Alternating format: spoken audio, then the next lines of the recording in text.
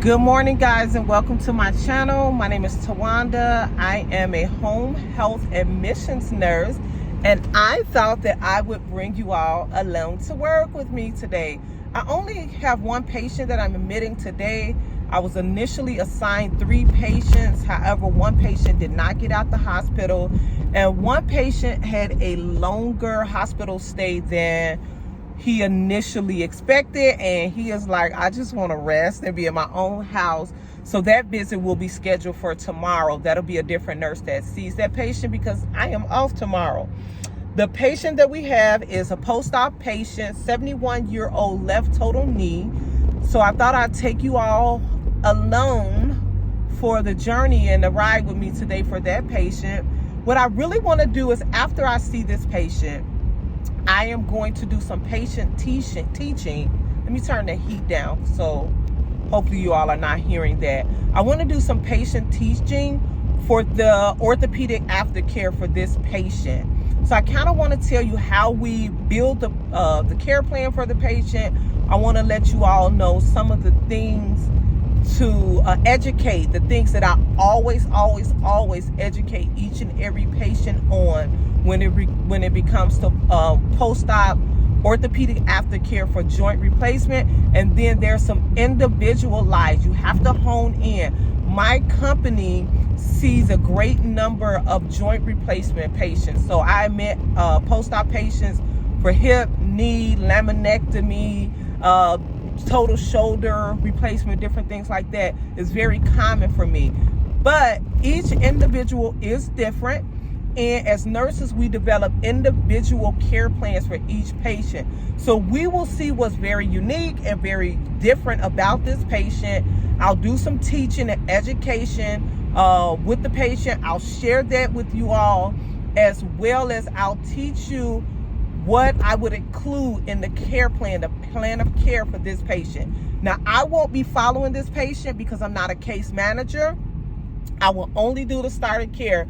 But my job is to go in, do the initial assessments, get all of the paperwork signed up, and to develop the care plan for this patient. So we're going to talk about that, what a care plan looks like for a left total knee post-op orthopedic aftercare patient. So welcome to today's vlog. I'm Tawanda. My goal was not to drop you all today.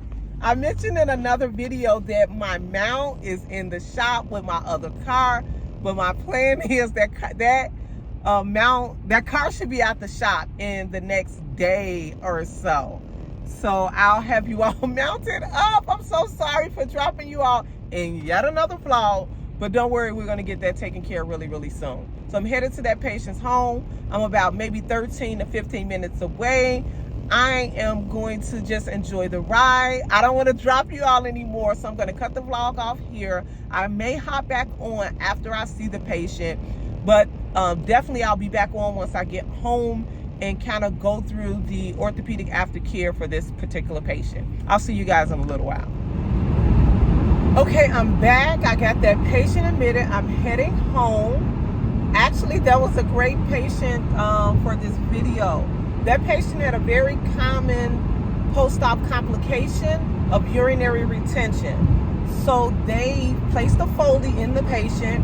Prior to him leaving the hospital, he had an additional day's stay. He stayed 1 additional day in the hospital because he was having a problem urinating. They did insert the Foley. They took it out during the stay, and he was still having urinary retention. So we're going to talk about that. We're going to talk about the overall plan of care that I will build for this individual patient, as well as we're going to talk about the patient teaching that I did in the home with the patient and the wife for the post-op orthopedic care for the actual joint replacement, as well as the Foley management. This is very new to him. The patient has never had a Foley, so I'll talk about the Foley teaching that I did. So I'm headed home, and I'll pop back in as once I get home and once I get settled. And like I said, I want to take you all through that process of building the care plan and the patient teaching for the orthopedic aftercare for his left knee joint replacement. I'll see you all shortly.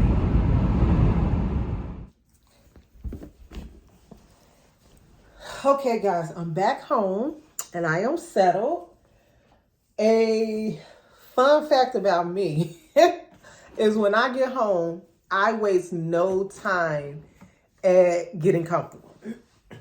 So, as I mentioned earlier, what I wanted to do, and one thing that I definitely want to bring into my channel is teaching for nurses that are looking to go into home health, newer nurses, nursing students, just different things like that may want some additional, help as to what to look for in the home health arena or just with dealing with patients. I get a lot of questions about common diseases, common medications that we deal with in the home health arena, and I definitely want to bring that. I'm going to be making a dedicated video about common diagnoses that you see in the home health setting.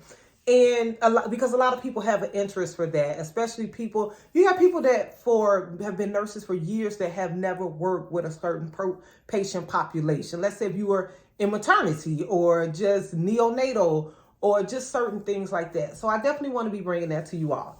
So today we saw a 71-year-old left total knee replacement. I like to, especially when I was teaching in a classroom setting, when I was teaching precepting, when I taught new nurses, when I spent time in management, I like to teach my nurses and other nurses to look where we are more alike than different. And I say that to say, there's going to be some things that you're going to always teach your patient according to the specific disease itself. But be very cognizant on something that you may really need to elaborate on with a specific patient. And it's really helpful with your charting as well, especially in the home health setting. You especially by me seeing so many joint replacements, I don't like all of my charting to sound the same. I know it gets boring for the auditor that's coming behind me to check and make sure everything is there. So I like to do little specific things, and I'll teach you little tips and tricks about that later on. Well, this patient was 71-year-old left total knee replacement. He was held in the hospital for one additional day because of urinary retention. That made him different from the last left total knee that I replaced that I admitted a week or so ago. So that causes me to build his care plan. In our system, we use home care, home base. So it caused me to add additional things to his, what we call pathway, which generates the 485, the plan of care, and different things like that. I can expound more about that in a separate video if you like. Just let me know in the comments down below. And this is your personal invitation to like, comment, and subscribe and hang around and see what else we have coming on this channel. So for a post-op joint replacement patient, I'm going to list just a few things. I made some notes. So if you see me looking away, I'm just looking at my notes because I don't want to forget anything. Something that you're always going to teach your patient about is pain and medication management.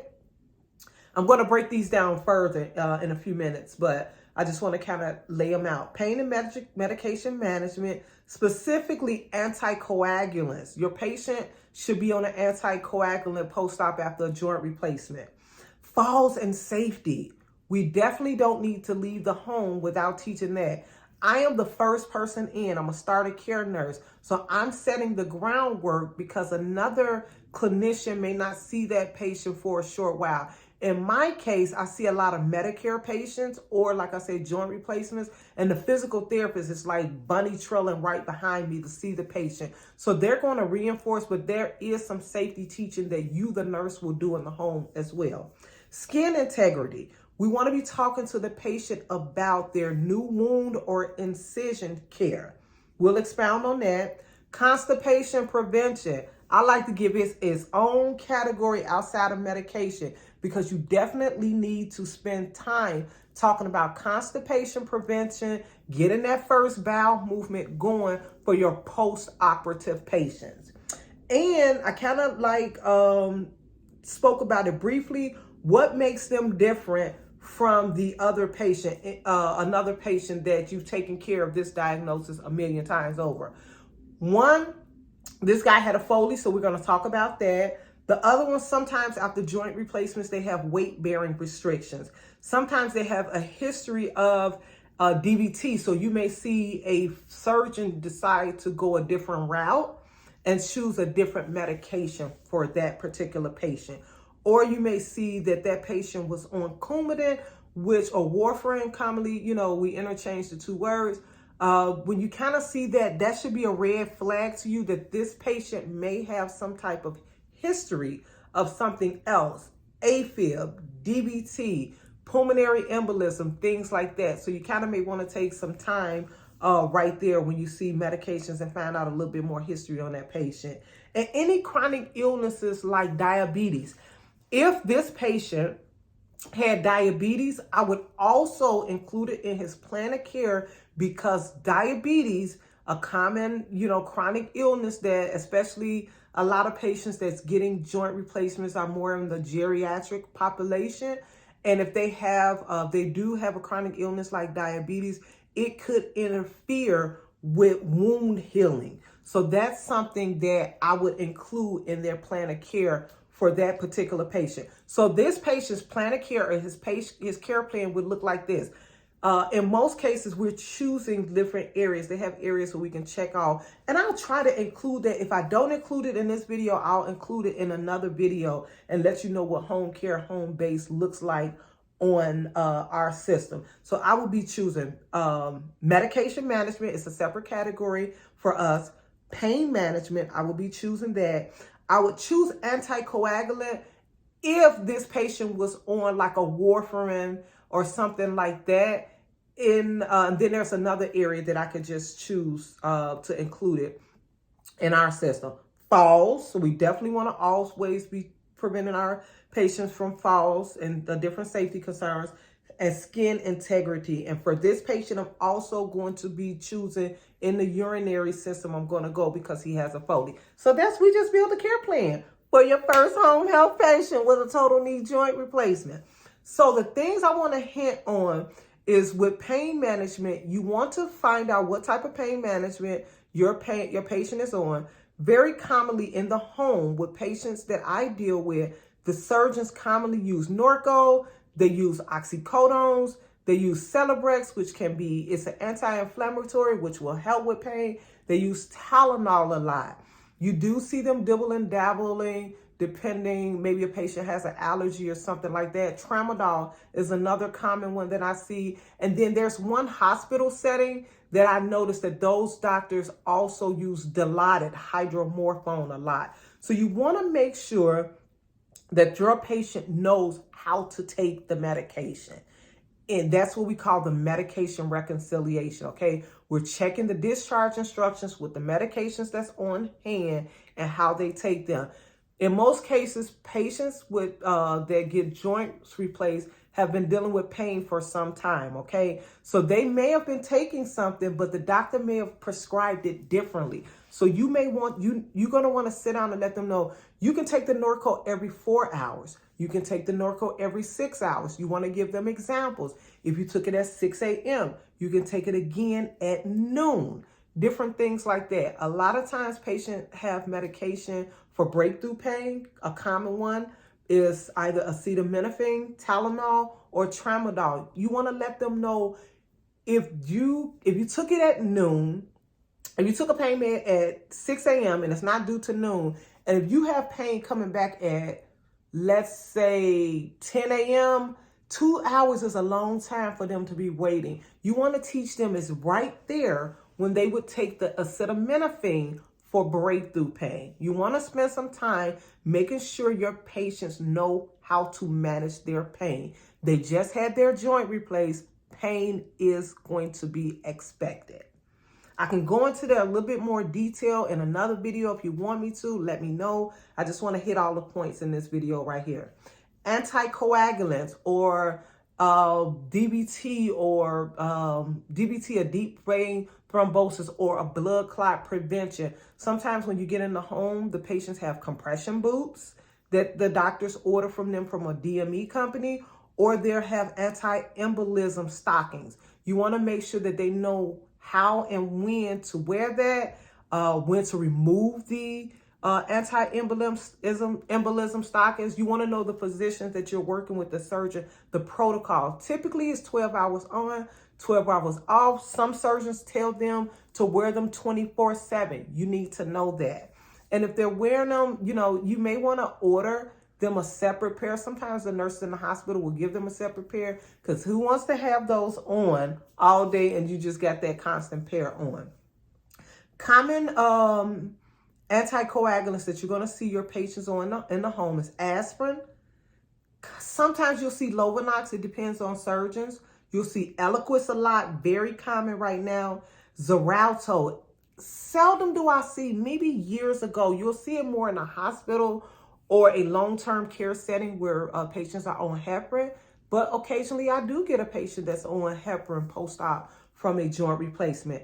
And warfarin. Warfarin is not as common as some people would probably think it is. When I see warfarin, I typically know that this patient was on it prior, okay, for maybe AFib or just another chronic medical illness that's being managed by that. It is very common also to know that that patient's dose may have changed from their maintenance dose that they probably have been on. I will do a very dedicated video on Coumadin really soon, because there's just information that I like to get out there to nurses and to patients about Coumadin. And I'll explain why in that video. But do know that I do want to point out that a lot of patients are already taking aspirin prior to surgery. Some people, it's been prescribed. Some people have a history of things in their family. Some people are really into preventative things right now. So some people may take it just to prevent heart attacks and strokes. However, you do need to point out to your patient, because they've been taking that once a day. A lot of patients have their medication planners, their pill boxes already set up. You need to explain to them that now post-operatively, the doctor has changed you from taking aspirin once a day to twice a day. In most cases for 4 to 6 weeks.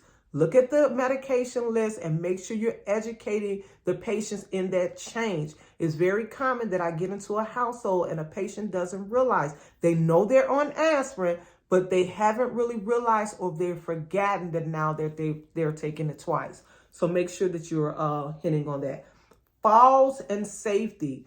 We want to prevent falls and safety. This patient just had their joint replaced. They're not as stable as they typically are. They're not as mobile as they typically are. Make sure that you as the nurse are encouraging that patient to use their assistive device. In most cases, you'll find that a patient has come home with a rolling walker, a standard walker, a cane, or crutches, especially, and sometimes you'll have more than one, because a lot of these patients were already having a great deal of pain, and they needed the extra assistance for stability. In a lot of cases, they may have not used it in the home, but they may have taken it into the community. And sometimes it's common for me to see a patient come home with a rolling walker and with crutches, because it's easier to maneuver the stairs with crutches. I spend enough time on there to make sure that the patient is safe. And like I said, because the average time the therapist is maybe, like, sometimes I have therapists sitting outside waiting on me to come out because we work together like that to make each other's day go smoother. So I know the therapist is going to spend a greater time, but especially if I have a safety concern, I'll stop and spend a great deal of time with that patient. If I come in and you're already walking without your assistive device, you don't have shoes or improper footwear on, we want to be teaching about those things. Removing throw rugs, that's very common. Making some space for that patient in a crowded, cluttered environment. That's something that you're going to be looking for and specifically teaching on when you're in the home. We're going to teach on the skin integrity, the wound or incision care. In most cases, it's very common for that initial surgical wound not to come off for 5 to 7 days. So in most cases, I don't remove that dressing. I just observe the outside. I do like a little home signs check just to see if I can feel around and feel possibly a DVT. forming or something like that. A general enough assessment for me and the patient to feel comfortable.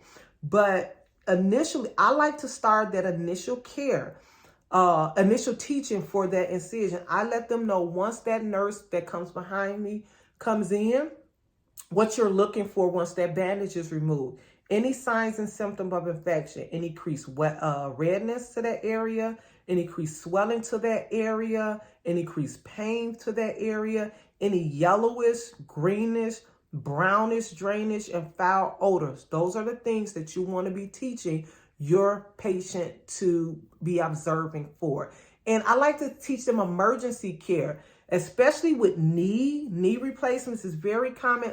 Not as much with hips, but very common with the knee, that area, the inflammation, the swelling to that area causes a break in, whatever the surgeon used to close that area up. And we already know that swelling, that fluid wants to go somewhere, and it'll cause increased drainage, increased bleeding, anything to that area. I teach them emergency care, how to apply pressure to that area, how to change the dressing if they have another dressing that needs to be changed, things that they can get from a local pharmacy or local store in the event of an emergency. So you want to teach them how to immediately care for it if something was to happen when a clinician is not in the home.